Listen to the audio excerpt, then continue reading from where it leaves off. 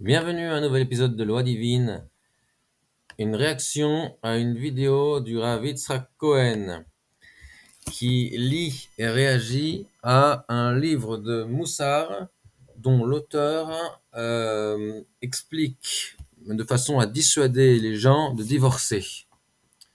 Et voici ce qu'il a à dire. Et la partenaire qui garde les enfants ou le partenaire qui garde l'enfant. Le principe, c'est un enfant. À toutes les raisons du monde, les meilleures. Je ne voulais pas qu'il ait des contacts avec mon ex-mari. À part des cas, je le précise, à part des cas où la justice a dit que c'était dangereux pour un enfant de côtoyer l'un des deux parents, ou l'homme ou la femme. Alors là, il parle des mères divorcées qui refusent que leurs enfants voient le père et qui expliquent pourquoi, des raisons tirées par les cheveux de tous les côtés. Et il dit, mais alors, sauf si la justice a jugé qu'il était dangereux pour les enfants de voir le père.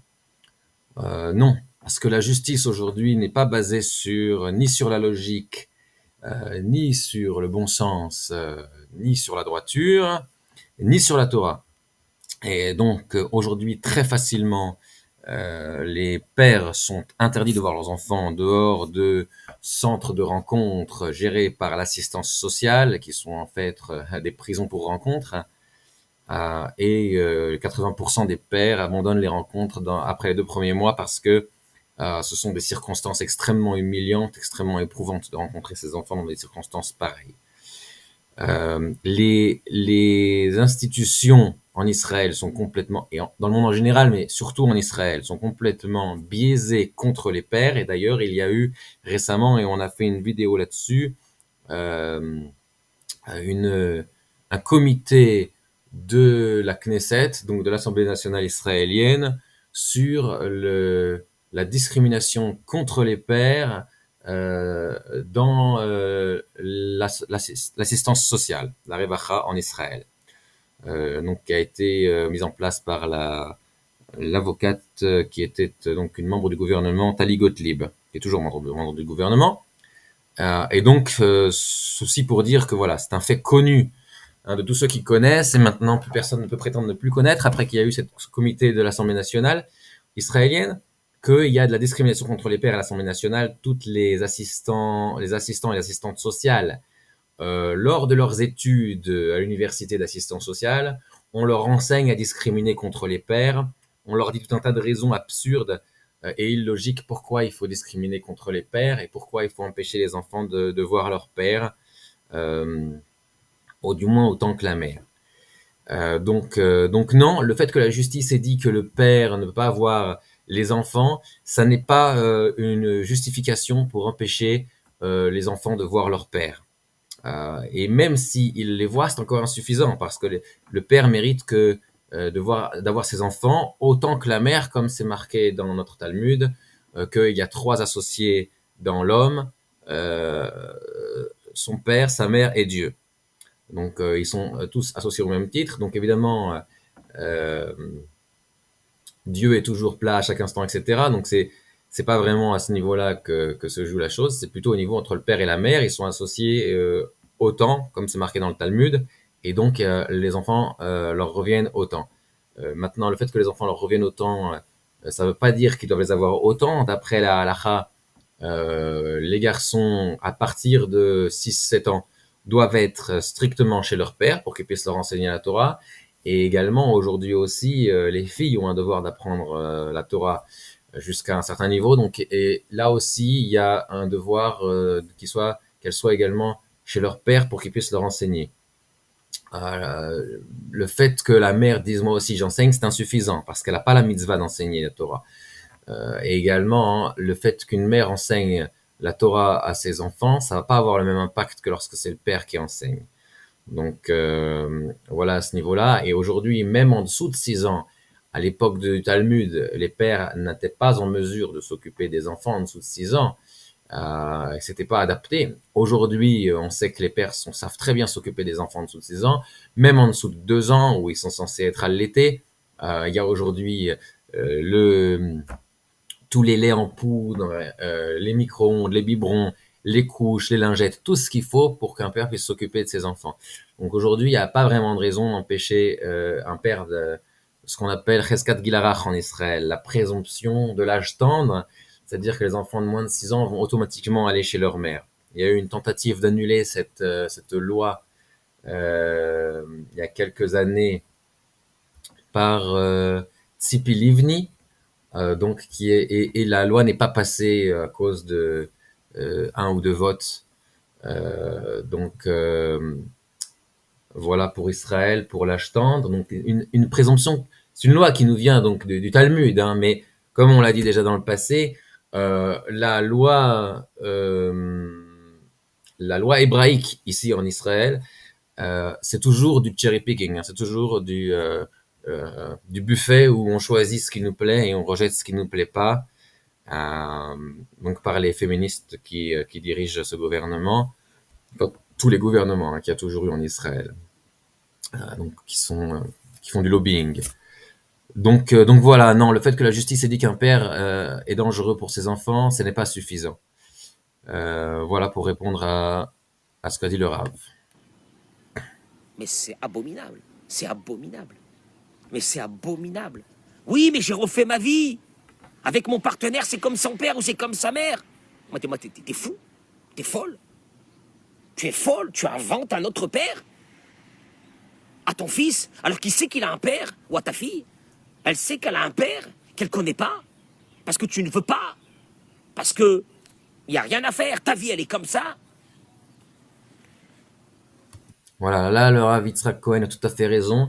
Les mères qui empêchent leurs enfants de voir leur père euh, sont totalement donc dans l'illusion totale et vont se prendre une grande claque lorsqu'elles arriveront dans le monde de vérité. Et c'est très très très grave. Et il a raison de créer là-dessus.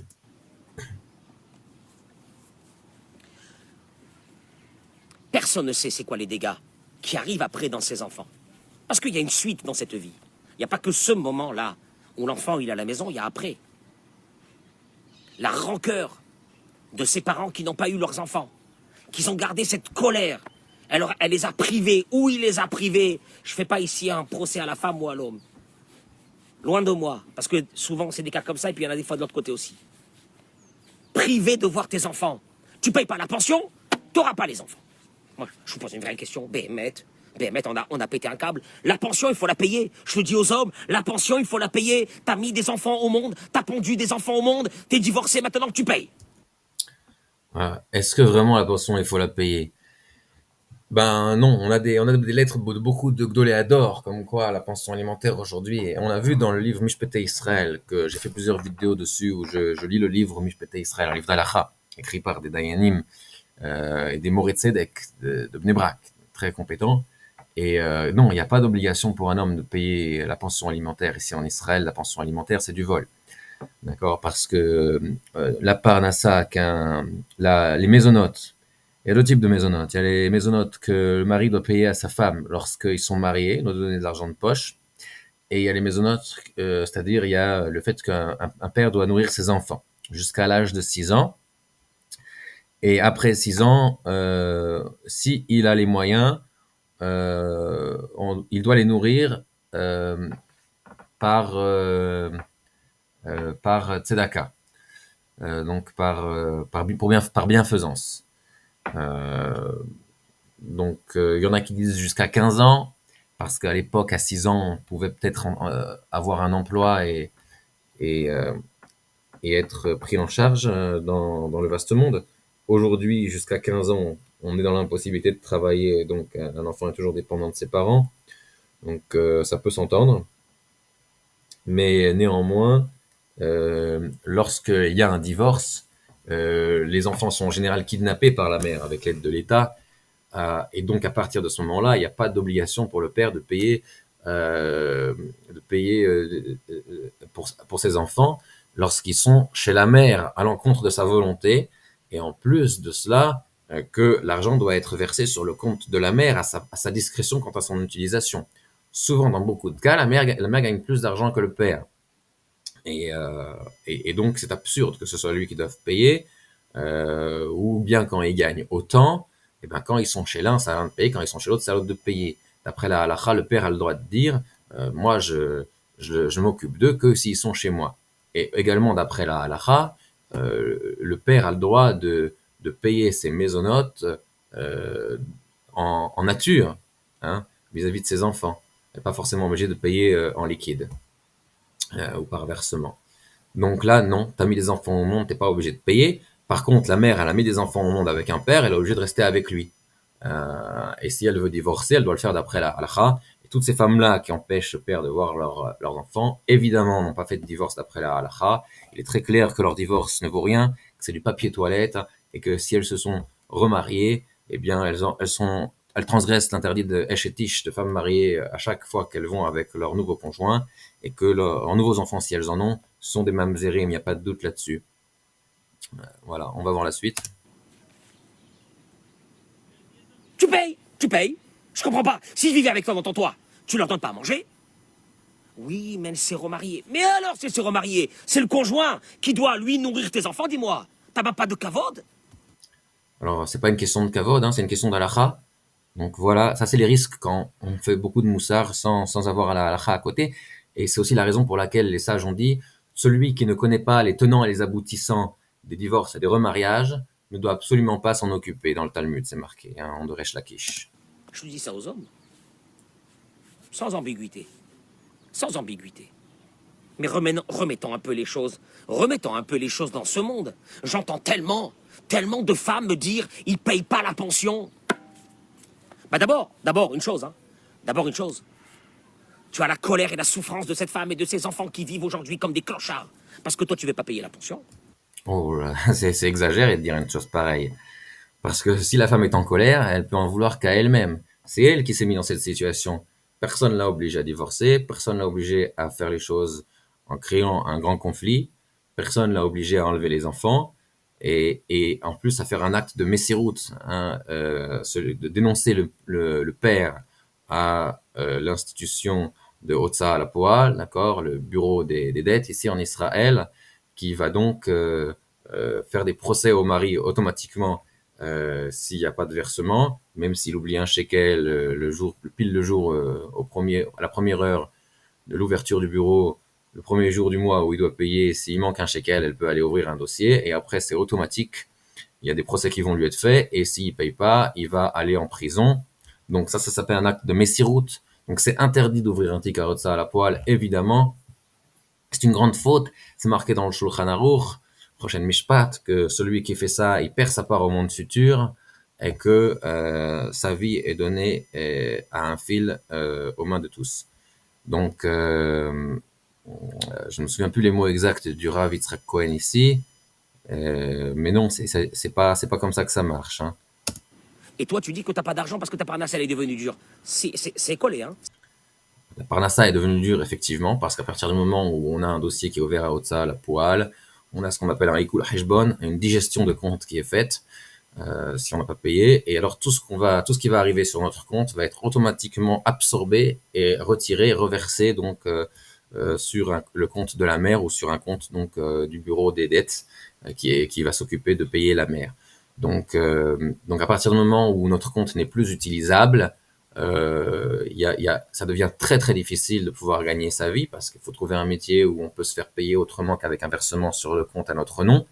Alors, et là, ça devient extrêmement compliqué, et on doit se faire payer en liquide, etc. Donc tout devient compliqué, tout devient compliqué. Et puis si de temps en temps on doit aller en prison tous les 3 mois parce qu'on n'a pas de quoi payer ou parce que à juste titre on ne veut pas payer étant donné que nos enfants nous ont été enlevés et que parce que les enfants lui ont été enlevés au père et qu'il se dit c'est inadmissible, il n'y a pas de raison que je paye, et ben effectivement, ça va être difficile de tenir un boulot dans ces circonstances-là. Donc effectivement, c'est la mère qui détruit la capacité du père à avoir un boulot. Hein. Pour les taxis, ils perdent leur permis. Pour ceux qui ont une arme, donc s'ils sont dans la sécurité, etc., ils perdent leur permis de port d'armes. Donc effectivement, le but c'est de massacrer le père. Donc effectivement, après ça, elle peut pas se plaindre qu'elle ne reçoit pas d'argent. Et de toute façon, cet argent ne lui revenait pas à la base. C'est ensemble. Ne t'inquiète pas, c'est ensemble. Ça changera pas de toute façon. Malheureusement, ça changera pas. Tu as des personnes qui souffrent à cause de toi, ça changera pas ta situation. Elle empirera peut-être. Alors là c'est la mère qui fait souffrir tout le monde, hein. Le père se retrouve dans une situation malgré lui, et malgré que c'est désagréable aux yeux du monde de voir un homme dans une position de victime, que les gens répugnent à regarder ça, effectivement, l'homme ici est la victime. Donc, non, c'est pas lui le responsable, c'est pas lui qui fait souffrir les autres, c'est la mère qui a décidé de faire souffrir tout le monde avec elle, et qui ne peut en vouloir qu'à elle-même. J'ai la haine contre elle, je lui ferai payer. Mais tu fais pas payer. C'est-à-dire que tu fais payer. Vous avez divorcé, vous avez divorcé. Vous avez divorcé pour X raison. Chacun... D'abord, pour l'interdit d'avoir de la rancune et de se venger, celui qui regarde bien la halakha, c'est de l'interdit d'avoir de la rancune envers quelqu'un qui nous a pas fait du bien, et l'interdit de se venger de quelqu'un qui nous a pas fait du bien. Mais quelqu'un qui nous a fait du mal, il n'y a pas d'interdit d'avoir de la rancune ou de se venger envers quelqu'un qui nous a fait du mal.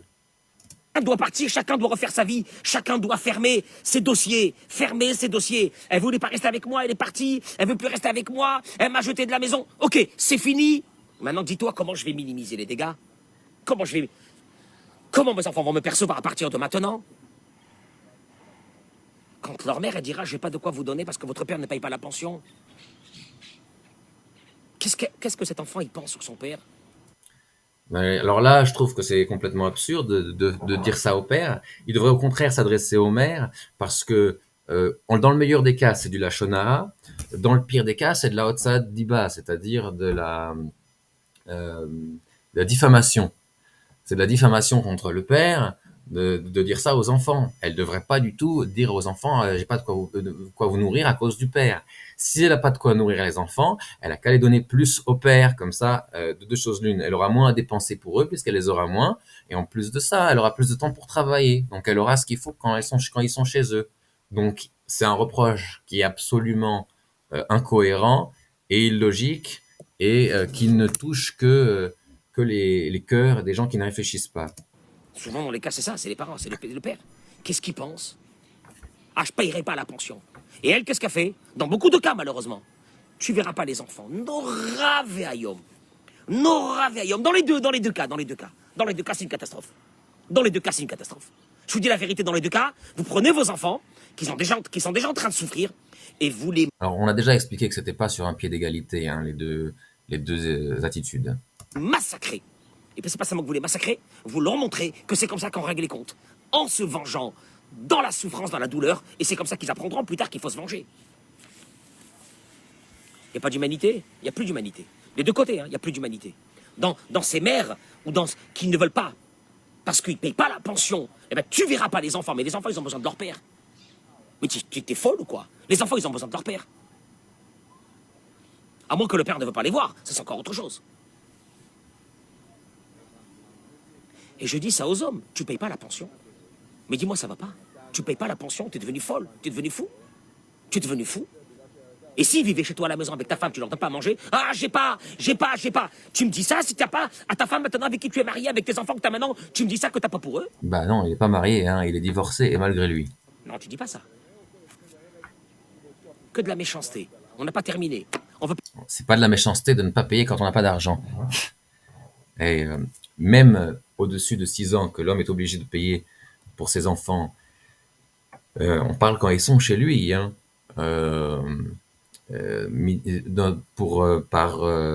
au titre de bienfaisance, c'est uniquement s'il a les moyens, de façon, même si c'est juste. Mais si il a absolument pas les moyens, qu'il est extrêmement pauvre, dans l'extrême pauvreté, il n'a pas d'obligation. Et cette obligation de nourrir ses enfants retombe sur le dos de la communauté. C'est la halakha. Donc, faut absolument retirer ces mots-là de sa bouche qui vient de dire que tu es complètement fou de ne pas payer parce que ce sont tes enfants. En plus de toutes les autres choses qu'on a dit. Voilà, il dit Laura, voilà où on arrive. Voilà, on arrive. Comme l'archov al pitaron à Gerushin, avant d'arriver malheureusement à ça, qui va nous faire rentrer dans de gros problèmes. Ce couple doit faire une vraie introspection de soi-même. Est-ce qu'ils ont envie de D'égorger, dit le Rave. D'égorger ces enfants qui sont là au milieu, dans l'autel de l'orgueil, à eux, ou bien d'avouer, dans la vérité, qu'ils ne savent pas vivre comment, ils ne savent pas vivre ensemble. Ils ne savent pas vivre ensemble, ils n'ont pas appris. Peut-être que... S'ils savaient vivre ensemble, ils ne divorceraient pas. Mais voilà, tout ça pour vous montrer que c'est très grave de mettre les deux sur un pied d'égalité. C'est vraiment faire complètement abstraction de tout ce qui se passe dans le monde du Beit Mishpat, des tribunaux, que ce soit les tribunaux civils ou les tribunaux religieux ici en Israël, faire fi complètement des processus de divorce, de ce qui se passe à l'assistance sociale et de comment la loi est complètement biaisée contre les pères.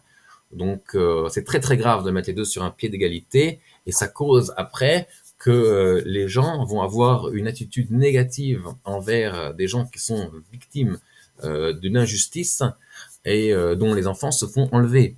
Hein, on parle beaucoup depuis le 7 octobre cette année du kidnapping d'hommes, femmes et d'enfants. Mais si on soutient le kidnapping d'enfants ici dans notre propre pays, par notre propre peuple, par nos propres institutions, alors on n'a rien à reprocher à nos ennemis. Hein. C'est des mots durs que je dis, mais ils sont nécessaires. Donc voilà, c'est tout pour aujourd'hui. Faites-moi savoir ce que vous en pensez dans les commentaires et à la prochaine.